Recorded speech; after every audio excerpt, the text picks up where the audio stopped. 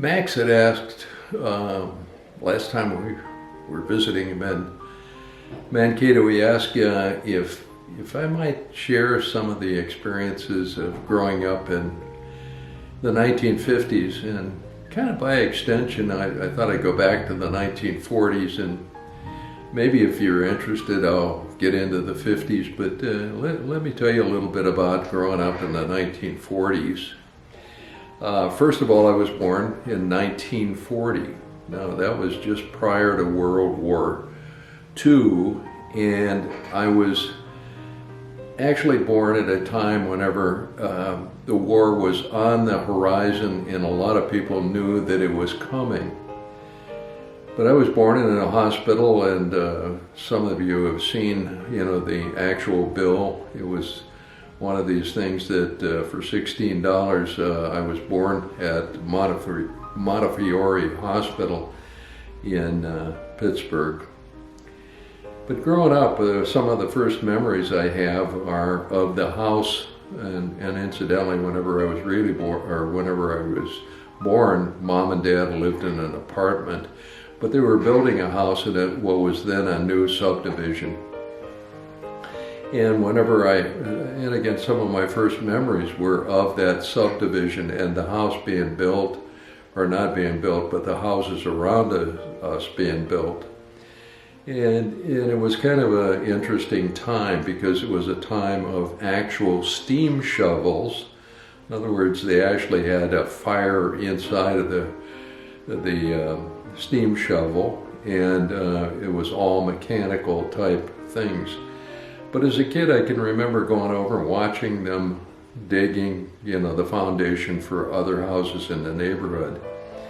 And I do have a lot of early memories, because much different than whenever you guys were raised. There wasn't as much fear of, a 5-year-old, 6-year-old getting out and walking around the neighborhood.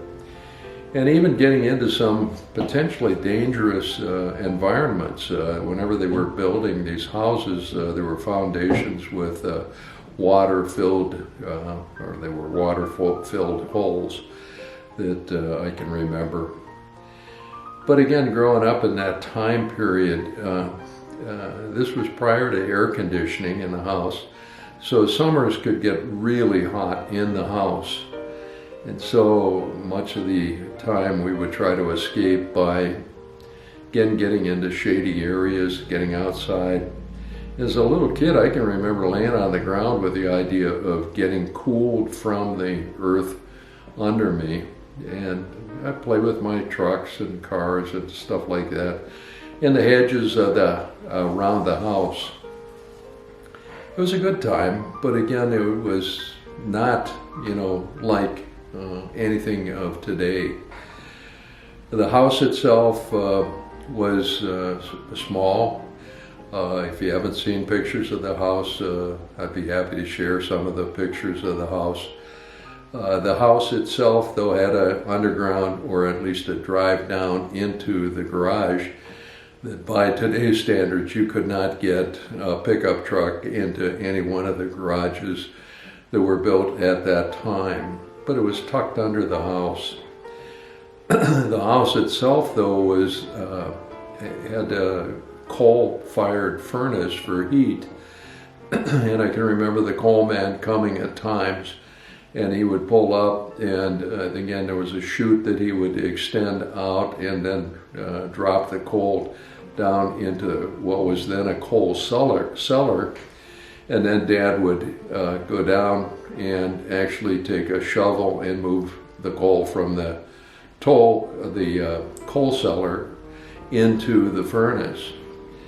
And some of the stories of Christmas, of the movie Christmas Story, you remember dealing with the clinkers. Clinkers were pieces of coal that were not properly, or were not really good coal, and it would cause problems in terms of heating the house. And it would cause like a burst of in some cases actual coal dust coming up through the vents, and it was all vent type house or vent type heating from the coal stove or the coal furnace in the basement. The house itself was 2-story. As I remember, it was pretty plain.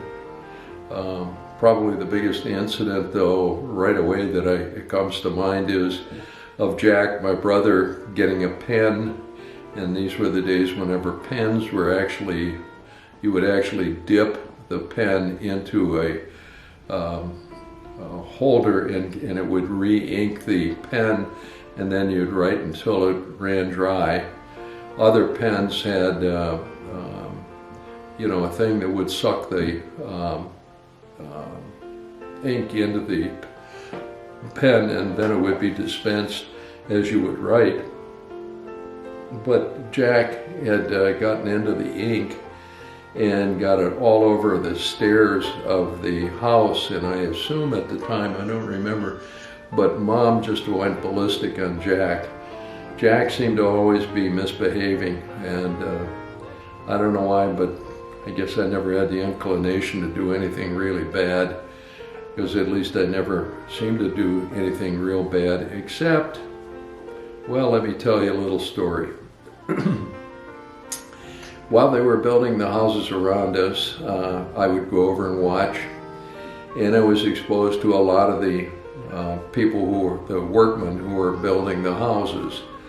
And needless to say, they used some pretty foul language. And as much as I might not want to say some of the words that I learned quite well, I remembered them well. And then we went over to my grandmother and grandfather Mayleben's house. And they were rather proper people, a little bit affluent. But I can remember going over for an event.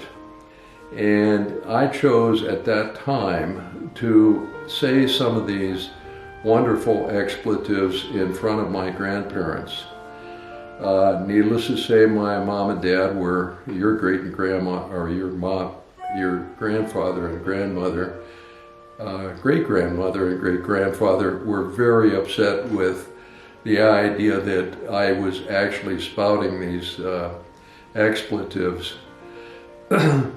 A lot was dealt with after the fact at home about not doing or not saying those words. I never had, Mom and Dad were never into corporal punishment, but there was a lot of tongue lashing, and Dad was not disinclined to say a few angry words to us if it was appropriate. But again, it was pretty much a cleaver, if you remember, Leave It to Beaver type episode. The household was, or the family was named Cleaver, and they were very much a proper type house or household. And basically that was the kind of house that I was raised in. The house, Mom was always nicely dressed, although frequently with shorts and things that, were, it was not exactly June Cleaver, I'll leave it at that. But it was a wonderful time. I do remember that we only took a bath once a week. It was on Saturday. A lot different than what we do nowadays. And the clothes and the socks and stuff tended to get really, really dirty. But it was a wonderful time. Monday was Mom's day to wash the clothes. And washing the clothes was a lot different than it is today. The first memories of Mom doing the washing was of a large brass tub. It was probably about 3.5, 4 feet long, about 2 feet deep, and it was kind of like a horse trough with curved ends on it. and it was brass, at least it had a brass appearance. But then they had a fire under it. It was probably fired by natural gas, and I can't quite explain why we had coal furnace and a natural gas burner underneath the water for washing. But I do remember Mom laboring over that tub and actually used what we now call a washboard. I do remember whenever the wringer washer came, and there were a lot of, or it was neat whenever I first saw that instead of Mom twisting to get the excess water out of the clothes, that she actually ran it through the wringer on the washing machine. So there was a gradual evolution as we lived in Pittsburgh, from what might be viewed as 19 or old stuff, really old type washing, to a more modern washing machine type thing. I would assume anyway that Maytag was the washing machine that Mom had. Seems to me I have memories of Maytag. But again, this is all in the pre-6-year-old, 7-year-old time frame. One of the things that I really remember out of that time period was something that would occur, and this would have been the latter part of the war, so I'm probably 4 or 5 years old. But at times, the fact that Pittsburgh was a major manufacturing and steel processing location in the U.S., and the fact that Germany was making rather interesting, well, they would actually lie off the coast in submarines, and there was a great fear that they would again find their way via aircraft to Pittsburgh and cause destruction. So there were times whenever we would have the house would be, it was announced on the radio that you would darken your house. This was kind of an exercise. So everybody in the neighborhood, and perhaps everybody in Pittsburgh, was told to, again, seal up, turn out lights. All of the lights in town, all of the lights in the house were out. And we would be listening to the radio as they would explain, the concerns as the war was moving on. It was really frightening as a little kid to realize that somehow, the neighborhood, and that we might be attacked by an aggressor. It was kind of a scary incident. Incidentally, the radio was kind of an interesting item, especially by today's standards, when we have radios in our pocket. And, a lot of things have obviously changed. But the radio was a big box. It was probably 4 feet, maybe 3 feet, 3.5 feet tall, and about 2 feet wide. It was very heavy. Some of the radios at the time were actually run by batteries, and the batteries were located in the basement, and they were huge batteries. I remember my grandfather, Mayleben, again, had these huge batteries in the basement, and they were meant to power the radio. But the radio itself was this big box, and I do remember to change stations, you had buttons on it, and the buttons, rather than, being somewhat electronic as they are now, when you would push the button, it would actually move something inside of the box to the appropriate station. Some of the radio broadcasts at the time were a lot of Amos and Andy, and some scary shows.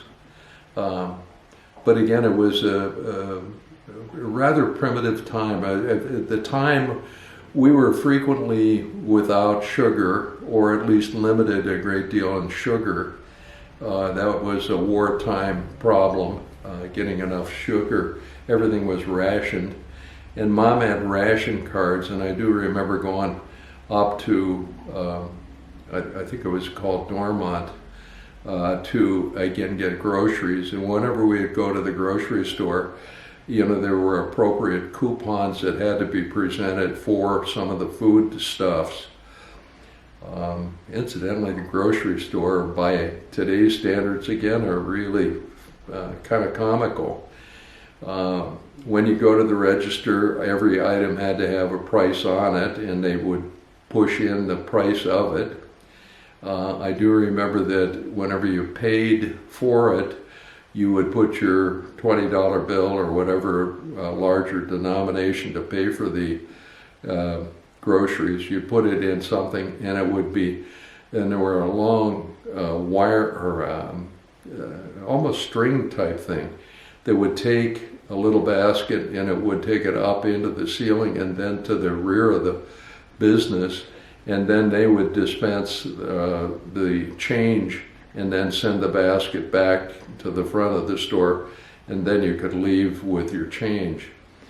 I don't remember ever spending, the dollar amounts that were spent at the, but I do remember there's a special deal. At times we would go next door to Isley's, and Isley's was a white, well, let me describe it. It was an ice cream store, a soda jerk type thing.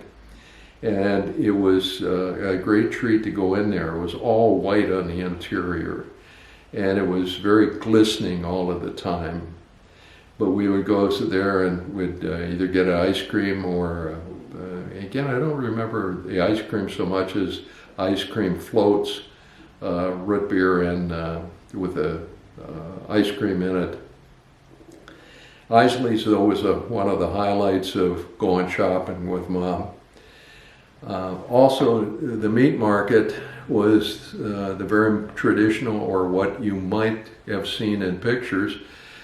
It actually had sawdust on the floors, and it had a very unique smell in there. I can remember Mom going in there and, again, picking out meats, that she wanted to take home.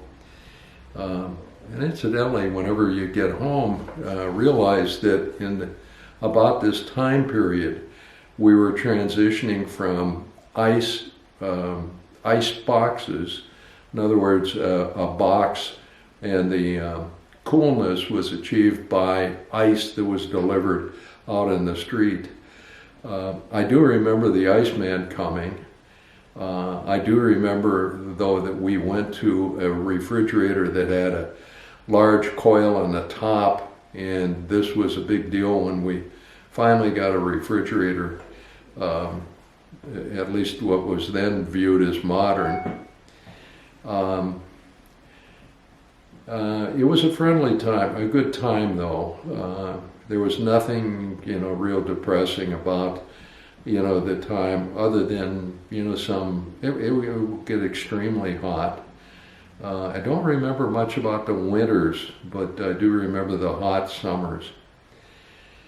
When I was about 6, I was outside. I remember playing with my cars, and I used to enjoy taking little cars and trucks, toy, and playing in between the hedges. And again, it was cool, one of the cooler places during the hot summer. But at one point, all of a sudden, I got a terrific pain in my stomach, doubled me over. And I talked to Mom about it, and aspirin was the cure-all for everything. And it took a couple of aspirin in it, or a aspirin, I don't remember a quantity, but I remember taking an aspirin, and I do remember that it did not solve anything. Mom was worried, and finally took me to the doctor. They identified that I had needed an appendectomy, or the appendix removed. And whenever that was decided, it was decided that I needed to get to the hospital right away, pronto. And I got a chance to ride in an ambulance, and I remember that very vividly. Being in the back of the ambulance, kind of doubled over, but looking out the window and realizing that the siren was going, and I was getting a lot of attention. The hospital visit was one that was long. And matter of fact, they kept me in bed so long that by the time I was to be released, I actually literally almost had to learn how to walk again. In those days, 10 days in the hospital was somewhat normal, and during that time you were flat on your back the whole time. The bill for that was, again by today's standards, $4.50 a day for a room, and Dad had insurance through the company that he worked for in downtown Pittsburgh. But I remember that period quite well. Jumping around a little bit though, we had a car during the war, and it was a terrible car. I don't remember the brand, but you couldn't get a battery for the car. So in order for Dad, let's back up. Dad worked at a department store downtown when I was born, and up to a period of time where he was then enlisted to become, of all things, a welding inspector during the war. But we had this old car, and the car had no battery, no workable battery in it. So Dad would park the car up at the top of the hill, and then every morning what he would do is he would release the brake and let it coast down, and then get the car started, put it in gear, and then get the car started as it went downhill. But it was a terrible automobile, depressing by those days' standards, kind of ugly, black automobile. Speaking of automobiles, Mom or Grandma and Grandpa Mayleben, they had, for the most part, really nice cars. One of the cars I remember was a Cord, C-H-O-R-D, I think it's the spelling of it, but it was a front-wheel drive automobile, way, way ahead of its time. They also had a Ford, I think it was a 1939 Ford, and then later Grandpa got into buying nothing but Packard automobiles. But they always had nice cars, and they lived in a nice house, and there were many pleasant memories of that house. Again, jumping around a bit, one of the things that was a great experience for me was to go over to their house, and my Uncle Don, who was only 8 years older than me, when we would go over there, he was a very spoiled child, and he had all kinds of wonderful toys, and we'd go up to the second floor of the house, and I couldn't believe all of the wonderful toys that he had. He had a Lionel train with all of the expensive accessories to it.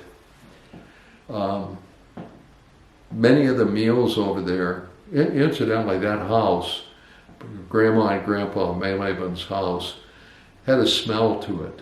Grandpa always smoked what I assume were fairly expensive cigars, and and it permeated the whole house. And as a young kid, having good smeller, you would identify quite rapidly, that if I would have been brought in blindfolded, I would have known exactly where I was right away because of the smell. But it was a wonderful house, and there were a lot of wonderful meals over there, although my grandmother, the woman who I identified as my grandmother, my real grandmother, died in 1918 in the flu epidemic, the Spanish flu as they identified it. But my grandmother Mayleben had a squeaky voice, and she was very loud spoken. Anyway, being over there was somewhat frightening, especially given the fact that Mom and Dad had dealt with Jack and I in a rather laissez-faire manner. Wonderful memories of that house. The other grandparents, the O'Briens, lived over in another, or a place that was somewhat close to that place, to Grandma and Grandpa Mayleben's, but they lived in another area in Mount Lebanon, which was the suburban community to Pittsburgh. And that house, again, had very distinctive smells also, but it was much more of candy, these mint candies. Grandma O'Brien always had mint candies in the dining room, and that was our a treat whenever we'd go over there. Incidentally, whenever I'd stay over there, every day, no exceptions, breakfast was eggs and bacon, and eggs were done in lard, not, bacon grease, not Pam or anything like that. It was bacon or lard. But every day, that's what they ate. And obviously, she lived to 96, but she also made bread. Oh God, the bread was awesome. It had a very tough crust to it, but a very soft interior. And watching her make bread was a great thrill, because she would twist and turn, the dough and beat on it and to make the bread, but always had the fresh bread in the house. Grandpap, her husband, my grandfather O'Brien, was always identified as Grandpap. Grampap would probably be the correct spelling. But Grandpap was something of an alcoholic, and down in the basement you would see, and Grandma would yell, "Will!" She always identified him as Will. "Will, are you going down in the basement?" And then he had liquor stashed away downstairs. Every once in a while, as a kid, we'd catch him down there. Again, that house, though, had many unique smells. Some of the early memories of that house, though, were of parties out on the front porch. Grandpap was Irish and was sponsoring Irish immigrants at the time. And these Irish immigrants would be out on the porch, and they would be singing these lullabies, these Irish lullabies or songs, and oh God, they'd drink until they were all really stewed. And but it was still a wonderful time, a lot of memories of that. Jack and I one time got into some of the remnants left in glasses at one of these parties, and properly got stewed ourselves. Just drinking, what was left over in some of the glasses. The house, though, had a very steep front yard on this house of the Grandma and Grandpap O'Brien. And it was one of these things where Jimmy, who was a lot of story with Jimmy, but Jimmy was Uncle Jim's child. Let's put it this way, he was, Uncle Jim O'Brien was married to this woman who deserted him and left him with this child, Jimmy. Jimmy was wild, and Jimmy would want to slide down the terrace, down this slope, and Uncle Jim, oh God, he hated it because it was a terrible lawn to keep up. It was so steep, the embankment was so steep. But if we would get into sliding down on the grass there, Uncle Jim would come home, boy, he would be mad. And it was always interesting how he would situate us if we had been on that embankment and sliding on it. He would get us up at the top of the stairs, going down to the basement. He would take off his belt, he'd start slapping it around, And then he would, and each of us, Jimmy, Jack, and I would be lined up, and we would one by one go down there, supposedly to get our rump. Let's see if I can continue. It looked like I was automatically interrupted.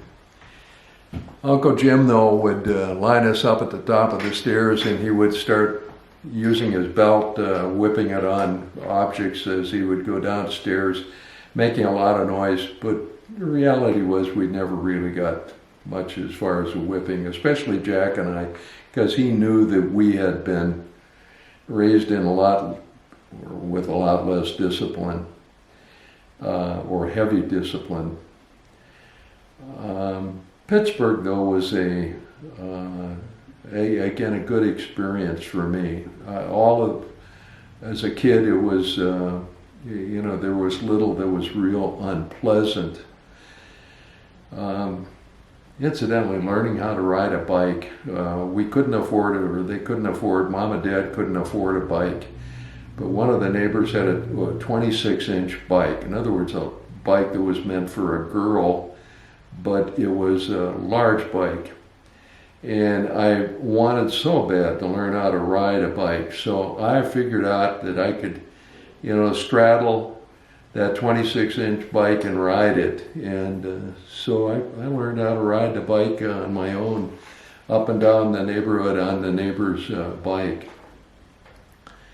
Some of our neighbors in the neighborhood in Pittsburgh, though, were really interesting.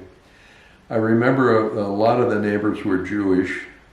The next door neighbor was Knipe, K-N-I-P-E, I believe. The other neighbor to the opposite side was Garrett, G-A-R-R-O-T, I believe. And the Knipes, though, were really friendly people, really, and again, I think that there was a fair amount of booze that was consumed over there. Don't know that as a fact, but I do know that they were very happy people. Their son, though, Pete, was a real hellion. I'm of the belief that Pete probably ended up in jail because the little I encountered him as a little kid led me to believe that he had nothing. He was always into trouble, always into trouble. We went up, they had this steam shovel that the workmen had left for the weekend. It was this was a new development. And several places or several spots were under construction, and they had dug a hole and they had left the steam shovel, and you didn't turn off a steam shovel, you just banked the coal in the steam shovel. So there was still power left in the steam shovel. So I remember standing over in a foundation or near a foundation, and Pete got into the cabin. They never locked these things up, but Pete got into the cockpit or into the driver's seat of the steam shovel, and he started pulling levers, and all of a sudden that thing started moving, and it scared the hell out of him and scared the hell out of me. But Pete was always in trouble. One of the things that he did that kind of, and I was young and naive, obviously, what the heck, I was 5 or 6. Pete was probably a few years older than I was, but they had strung a bunch of cans, tin cans, used cans, empty cans, on a string, and they laid it across one of the streets adjacent to our house.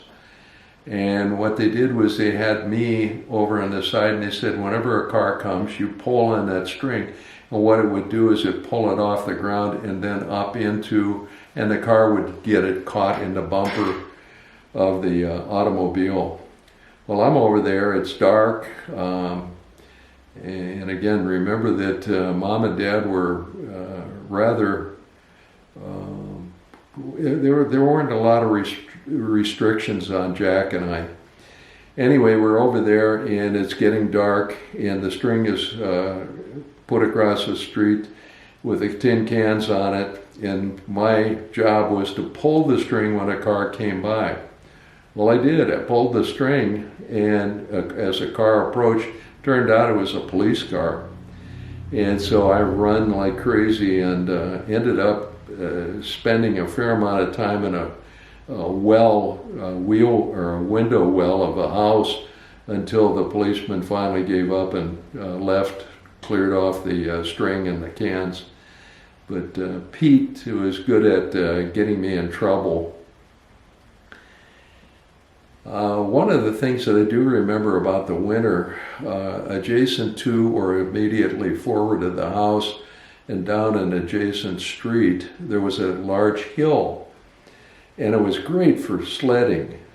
But the problem was that the sled would come down the hill and directly into the stream of traffic. We lived a little bit dangerously, needless to say, but we always had a great time on that hill coming down in the wintertime whenever it would snow. And we'd achieve a fair amount of speed on that downhill. That same hill, we would, during the summer months, we had kites, and the kites were balsa wood type things with paper, nothing like some of the deluxe kites of today. You would have to make the kite, and then you'd get a lot of string and put a tail on it to get it to stay stable in the air, and then you'd launch it off that hill. And boy, we got them up pretty high. It was pretty neat to see the kites flying on a windy day, and you'd go up to as I say, to the top of the hill. It was fun. It was a great deal of fun. Some of the toys of the era, I can remember going to Covington, Kentucky, where Uncle or some of the relatives lived. Uncle Ed and Aunt Stella, they were two favorites of mine. Schumacher is their last name. I'm a little bit uncertain of the spelling of their last name. But we would go there, and again, the distinctive smell in their house.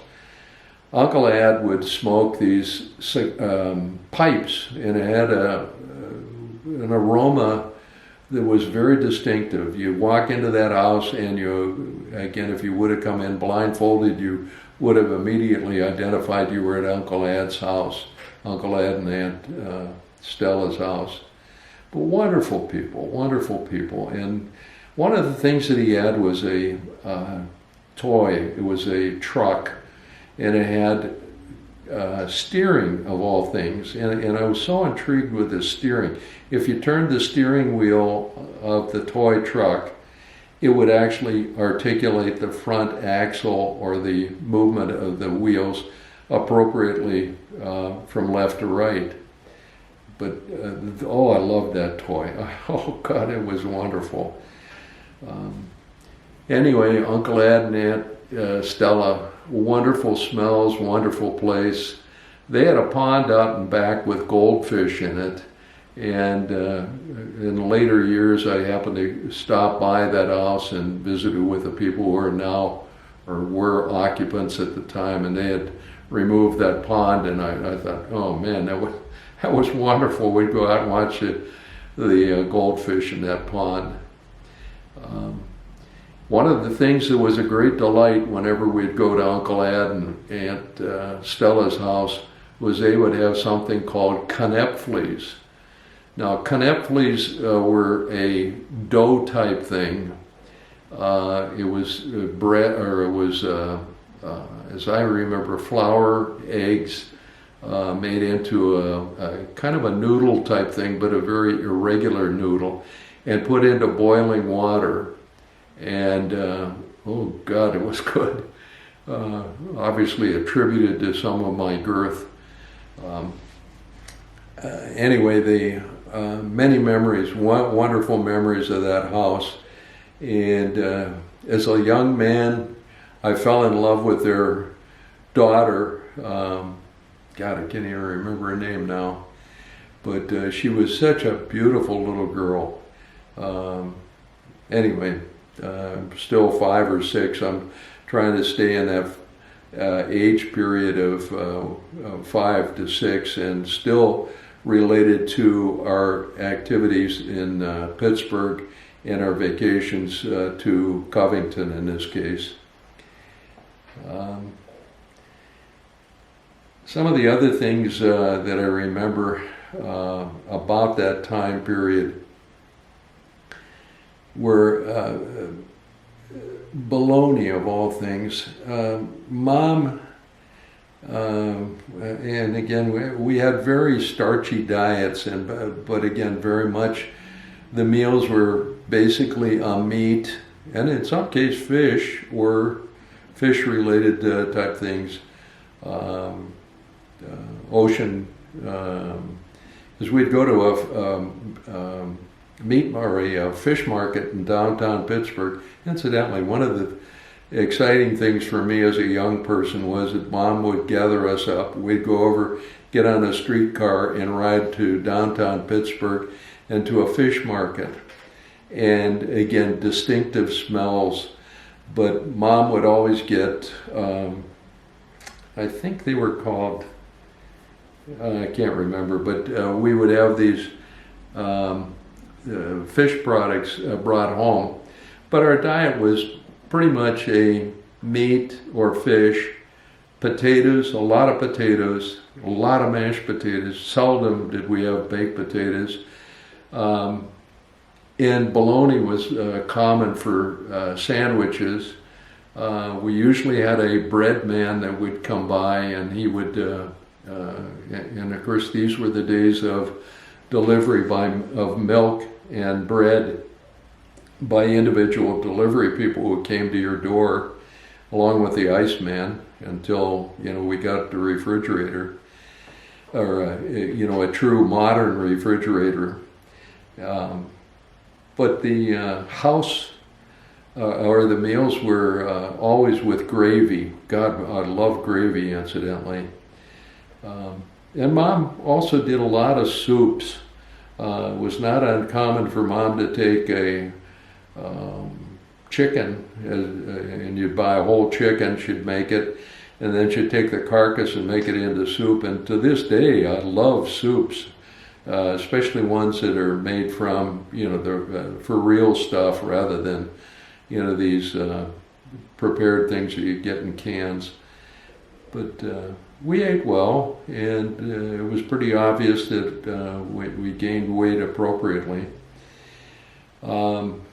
Jack was always Jackie, I was always Georgie, and I hated the name because Georgie Porgy, pudding and pie was one of those things that, haunted me. But, it was a good time. For now, I'm going to cut off, but again, maybe this will give you a little bit of a taste. If any of you have any thoughts or ideas, and I'll pick up with the 1950s if you feel you'd like to have me recount some of the memories of the 1950s when we moved to Minneapolis. But again, I can say without hesitation that I had a good childhood. I had, what would be viewed as a, whenever you hear of dysfunctional families, I have a hard time relating to it because Mom and Dad were always great models. Maybe not the best parents, by some standard that might be applied. But Mom and Dad were good people. Dad wasn't always the best business person, but even at his funeral, one of the great things that was recounted was, that he was a nice man. And Mom, again, despite some of her frailties, she was a good woman. She was a good mom. And I had a happy childhood, at least, I shouldn't say at least, even through all of the, growing up years. I'll stop for now.